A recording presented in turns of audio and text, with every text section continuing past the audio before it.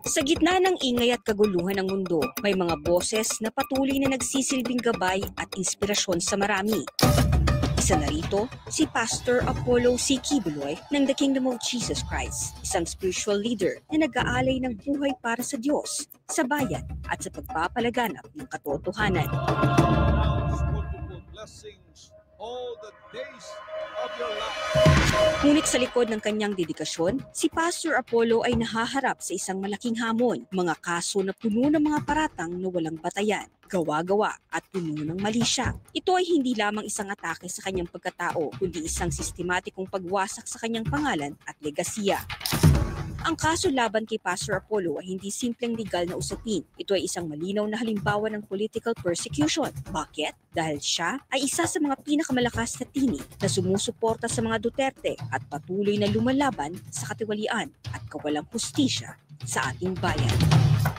Ginagamit ang sistema ng gobyerno upang patahimikin siya at ang SMNI, ang boses ng mga Duterte at ang mga Pilipinong nananawagan para sa pagbabago. Ginawang non-bailable ang kaso upang hindi na siya makapagsalita. Ito ba ay hustisya o ito ba ay panggigipit?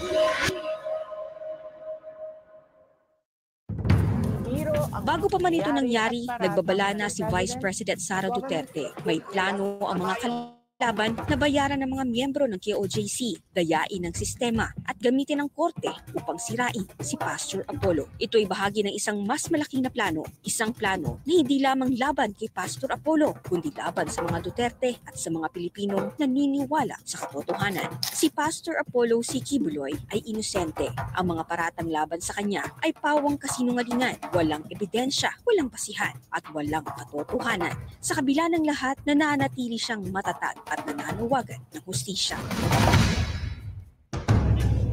Noon sa Senate hearing, malinaw ang mensahe ni Pastor Apollo. Kung mayroong ebidensya ang nagsisulputan umanong mga witnesses, dapat dalhin ito sa korte, hindi sa Senado. Hanggang ngayon, wala pa rin silang na-file na kaso. Ito ba ay patunay na walang katotohanan ang kanilang mga paratang?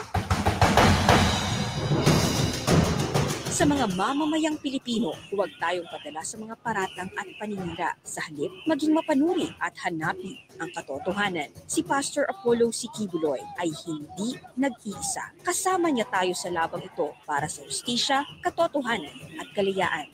Manalig tayo sa Diyos at sa kapangyarihan ng katotohanan.